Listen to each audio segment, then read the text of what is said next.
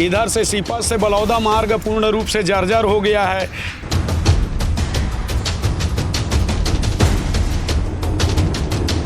हम डेली जीवन यापन करने वाले हैं, दिनचर्या के जीने वाले हैं। आज स्थिति को देख लो कैसा है।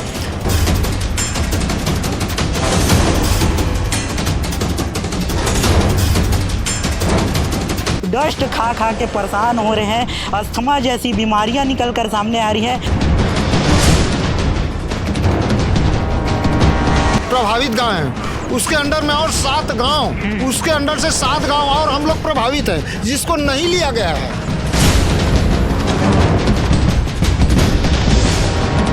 जानकारी में तो ऐसा कुछ नहीं है कि किसी को रोज़गार दिया होगा। ये लोग तो दिल्ली, कलकत्ता, बॉम्बे से आदमी लाते हैं, काम कराते हैं। लोकल स्थानीय लोगों को रोजगार नहीं मिल पाता, बिल्कुल नहीं मिल पा रहा है। आज देख रहे हैं इतना डस्ट है, तो क्या इसमें आदमी किसानी कर सकता है क्या? मैं आपसे पूछना चाहता हूँ।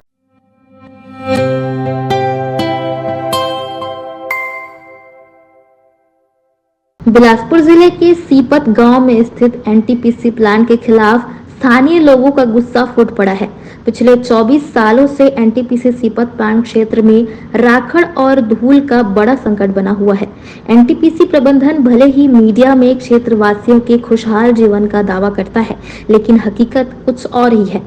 एनटीपीसी के प्लांट से निकलने वाले राखड़ को पास के कई गाँवों में बनाए गए 3 बड़े डैम, जिन्हें एश डाइक 1, 2 और 3 में जमा किया जा रहा है। इस राखड़ ने लोगों का जीना मुहाल कर दिया है। घरों के अंदर खाने पीने के सामान पर राख की परतें जम चुकी हैं और इसके चलते अस्थमा जैसी बीमारियां लोगों को अपनी चपेट में ले रही हैं। बच्चों की सेहत पर भी इसका गंभीर असर पड़ रहा है। राखड़ लोड कर बाहर जाने वाली ओवरलोड गाड़ियों से सड़कें जर्जर हो चुकी हैं और सड़क किनारे रहने वाले ग्रामीणों का जीवन और कठिन हो गया है।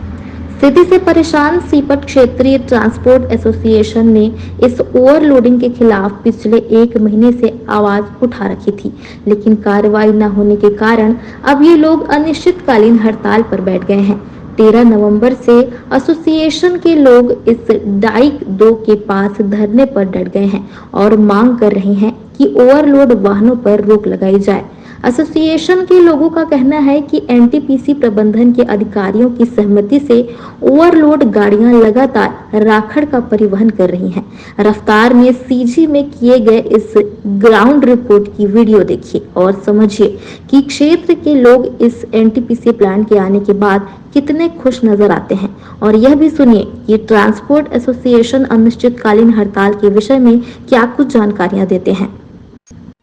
पिछले कई वर्षों से एनटीपीसी सीपत से निकलकर राखड़ लोड कर कर जो है ओवरलोड गाड़ियों के चलने से जो राहगीर हैं और वही आसपास घर जो सड़क किनारे रहने वाले निवासी हैं, वे बेहद चिंतित हैं, क्योंकि उसी रास्ते से जब एनटीपीसी सीपत से निकलने वाली राखड़ परिवहन करने वाली जो गाड़ी चलती है, ओवरलोड गाड़ियाँ चलती है, उसमें से जो राखड़ डस्ट जो लेकर जाया जाता है, वो डस्ट जो है राहगीरों के घरों पर उड़ रहा है, वही राहगीरों के ऊपर उड़ रहा है। और वही इसी डस्ट भरे राखड़ ओवरलोड गाड़ियों के चलने से जो है रोड की स्थिति जर्जर होती जा रही है। यही गतौरा ग्राम में अभी मौजूद है, जहां एस डाइक 2 एनटीपीसी प्लांट का जहां राखड़ रखा जाता है, जहां से राखड़ लोड होता है, वही मौजूद है। वहां के निवासियों से बातचीत करेंगे और वही ट्रांसपोर्ट एसोसिएशन इस मुद्दे को लेकर जो है अनिश्चितकालीन हड़ताल पर उतर गए हैं। उन्हीं ट्रांसपोर्टरों से भी बातचीत करेंगे और बातचीत के दौरान आपको दिखाएंगे कि जो है एनटीपीसी सीपत के चलने वाले जो ओवरलोड गाड़ियां हैं, वो राहगीरों को, वही क्षेत्र के लोगों को कितना परेशान करके रखी है। इस पूरे मामले को जो है विस्तार से इन लोगों से बातचीत करके दिखाएंगे। भैया, पिछले कम से कम 20 सालों से एनटीपीसी 24 सालों से एनटीपीसी यहाँ बना है, संचालित हो रही है। यहाँ से राखड़ परिवहन शुरू से ही हो रहा है। राखड़ जो है ओवरलोड गाड़ियाँ जाती है। क्या अभी ही क्षेत्रीय ट्रांसपोर्ट एसोसिएशन के लोगों को क्यों अभी ख्याल है?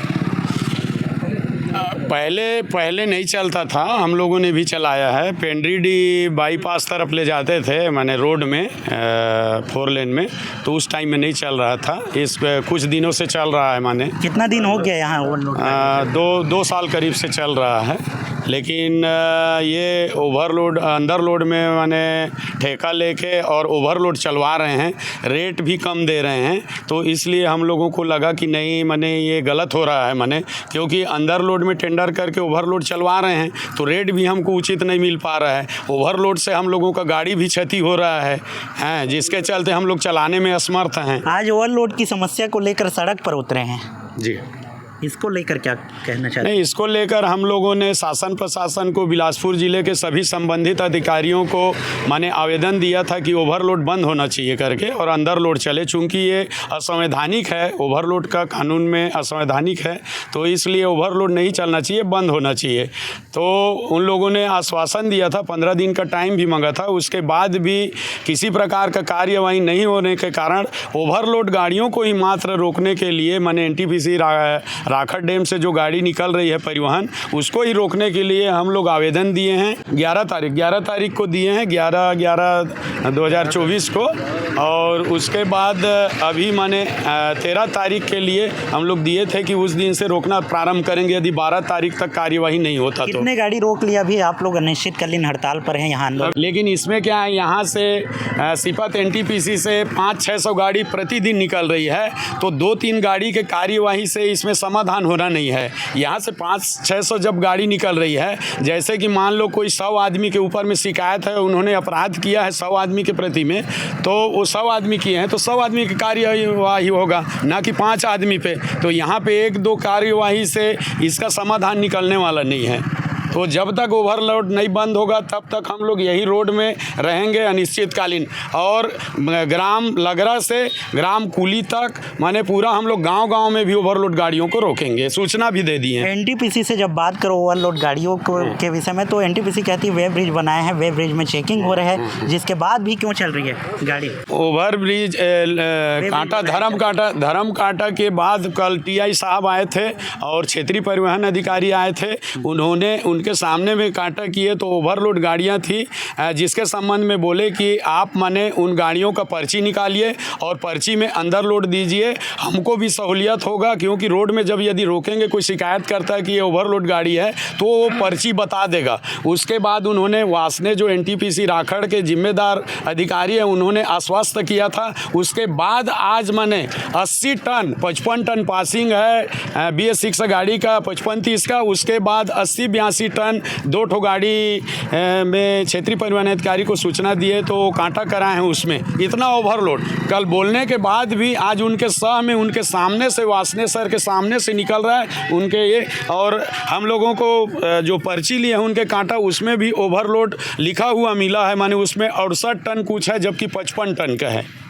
यहाँ अधिकारी बैठे होने के बावजूद, जांच होने के बावजूद भी ऐसा जो कार्य हो रहा है, इसको लेकर क्या कहना चाहते हैं? नहीं, ये उनका लापरवाही है, क्योंकि जब ये शासकीय संस्थान है तो इनको तो दूरगामी काम करना है क्षेत्र में। भाई अभी हम लोगों ने पेपर में पढ़ा है कि इनको सबसे ज़्यादा छत्तीसगढ़ में राखड़ परिवहन करने के लिए इनको जो भी टेंडर किए हैं, तो इनको तो चाहिए कि दूरगामी हमको जब काम करना है तो विधिवत करें, अंदर लोड में काम करें, जिससे रोड नुकसानी ना हो, आने जाने वाले को परेशानी ना हो। क्योंकि 50-60 साल से बना पुल है तो उनकी हालात को देखते हुए माने वो भी टूट रहे हैं। गतौरा का पुल टूट गया, इधर से सीपत से बलौदा मार्ग पूर्ण रूप से जर्जर हो गया है।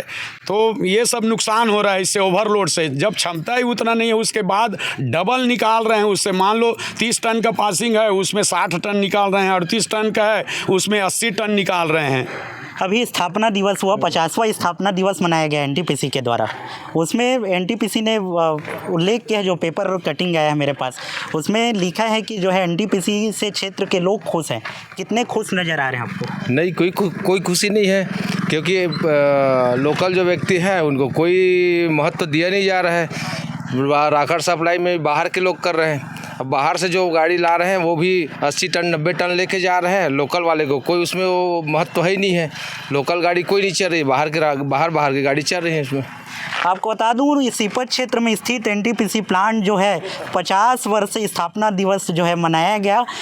एनटीपीसी प्लांट का स्थापना दिवस 50वां स्थापना दिवस मनाया गया, जिस दौरान जो है एनटीपीसी के द्वारा एक विज्ञापन के तौर पर खबर लगाई जाती है कि जो है 50 वर्ष पूर्ण होने पर जो है एनटीपीसी सीपत क्षेत्र में जो है अच्छा कार्य कर रही है। आपको बता दूं सीपत क्षेत्र में कि लोग बहुत ज़्यादा परेशान हैं, क्योंकि एनटीपीसी प्लांट के ही ये जो राखड़ डैम बनाया गया है, राखड़ डैम के वजह से आसपास के निवासी जो है डस्ट खा खा के परेशान हो रहे हैं। अस्थमा जैसी बीमारियां निकल कर सामने आ रही है। इसी डस्ट के कारण जो है पीड़ित जो मजदूर हैं एनटीपीसी में काम करने वाले काफ़ी दिक्कतों का सामना करना पड़ रहा है, क्योंकि जो है यहाँ जो डैम है, डैम के आसपास डस्ट का गुब्बार जो है इतना ज़्यादा रहता है, राखड़ डस्ट का गुब्बार, कि जो पीड़ित लोग हैं वो अस्थमा जैसी बीमारियों का सामना करना पड़ रहा है उन लोगों को। लेकिन एनटीपीसी कह रही है कि जो है प्लांट के आने से यहाँ के लोगों को रोज़गार मिल रहा है। रोज़गार की बात करूँ, इन्हीं निवासियों से पूछता हूँ, इन्हीं ट्रांसपोर्ट एसोसिएशन के लोगों से पूछता हूँ,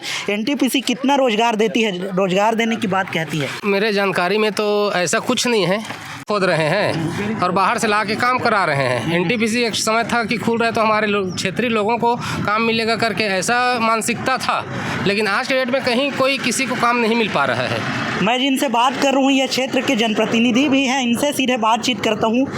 एनटीपीसी कितना रोजगार देती है क्षेत्र के लोगों को? भैया अभी तक तो मेरे हिसाब से एनटीपीसी ने एक भी काम नहीं दिया है। एनटीपीसी का पहले जो था सुनने में आया है कि 700 किसानों को रोजगार दिया जाएगा, लेकिन अभी तक 300, मुश्किल से 300 लोगों को ये रोजगार दिए हैं। ये नौकरी की बात हो गई जी। क्षेत्र में बेरोजगार भरे पड़े हैं पूरा आदमी आज अपने खेत में भी काम नहीं कर पा रहे हैं। जैसे लोकल आदमी है वो बाहर पलायन करने पे मजबूर है। आज देख रहे हैं इतना डस्ट है, तो क्या इसमें आदमी किसानी कर सकता है क्या? मैं आपसे पूछना चाहता हूँ, हो सकता है किसानी? बिल्कुल नहीं हो सकता। आदमी एक रोजगार मुहैया होगा करके यहाँ पे एनटीपीसी का स्थापित किया गया था और आदमी को उमंग था। क्षेत्र में इतना बड़ा एनटीपीसी का परियोजना आया है तो हमारे इस क्षेत्र में सभी खुशहाल ज़िंदगी जिएंगे, लेकिन इस क्षेत्र में पूरा नरक की ज़िंदगी जी रहे हैं पब्लिक। आपको बता दूं एनटीपीसी प्लांट लगभग 3000 मेगावाट की बिजली उत्पादन करता है और बिजली उत्पादन के लिए जो राखड़ प्रयोग किया, राखड़ जो डस्ट और निकल कर आ रहा है, जो समस्या बढ़ी हुई है क्षेत्र के लोगों के लिए, इस समस्या से क्षेत्र के लोग काफ़ी जूझ रहे हैं। आप यहाँ से गुजरते होंगे रोज़? हाँ। कहाँ के हैं? मैं कछार जयरामनगर से हूँ, मेरा नाम कमल सिंह बर्मन है। कैसे लगता है यहाँ डस्ट भरे रास्ते से गुजर कर जाते हैं? भैया देखो, जो हमारे भाई साहब महोदय जी बोले हैं वो बहुत ही अच्छी बात बोले हैं, क्योंकि देखो यहाँ इतना बड़ा पावर प्लांट जब खुला है तो सबको रोज़गार मिलेगा करके सब खुशहाल थे, उम्मीद था और सब भाई हमको नहीं मिलेगा तो हमारे आने वाले पीढ़ी को मिलेगा, बच्चे को। लेकिन ऐसा कुछ नहीं है। आज डस्ट को देख रहे हैं, हम डेली जीवन यापन करने वाले हैं, दिनचर्या के जीने वाले हैं।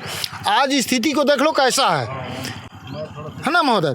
तो इसमें यह है कि देखो जो सोच रहे हैं, जो हमारे आप लोग जिस दिनचर्या के लिए आए हो वो कामयाब रहे हैं। और यहाँ तो वास्तव में जो रलिया जितने भी हमारे प्रभावित गांव हैं उसके अंडर में और 7 गांव, उसके अंडर से 7 गांव और हम लोग प्रभावित हैं, जिसको नहीं लिया गया है।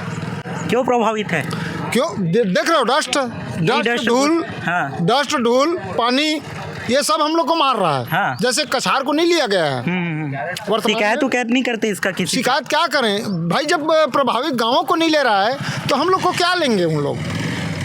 तो देखिए इन ग्रामीणों का कहना है शिकायत के बाद भी कोई कार्रवाई नहीं होती, जिसकी वजह से ही ये ग्रामीण जो है रोड पर उतरते हैं और रोड पर उतरकर प्रदर्शन के बाद भी ये कार्रवाई नहीं होती। यही वजह है कि जो है एनटीपीसी प्लांट क्षेत्र के लोगों को जो है रोज़गार देने की बात कहती है। रोज़गार देने का जो वादा किया गया था उसके अनुरूप जो है रोज़गार नहीं मिल पा रहा है।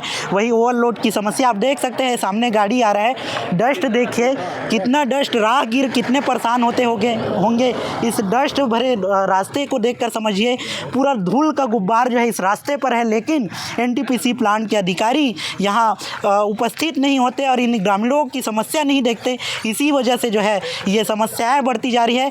एनटीपीसी प्लांट के जो ट्रांसपोर्ट एसोसिएशन के लोग हैं, क्षेत्र के लोग हैं, उन लोग आज अनिश्चितकालीन आंदोलन पर उतरे हैं। इसके बाद देखने वाला विषय होगा कि इनके आंदोलन करने के बाद जो एनटीपीसी के अधिकारी है वो ओवरलोड की समस्या दूर कर पाते हैं कि नहीं, वो शासन प्रशासन के लोग जो बैठे हैं वो ये ओवरलोड की समस्या दूर कर पाते हैं कि नहीं, ये देखने वाला विषय होगा। तब तक के लिए आप देखते रहिए रफ्तार न्यूज़ सीजी। कैमरामैन निशान भोई के साथ प्रांशु छत्री की रिपोर्ट।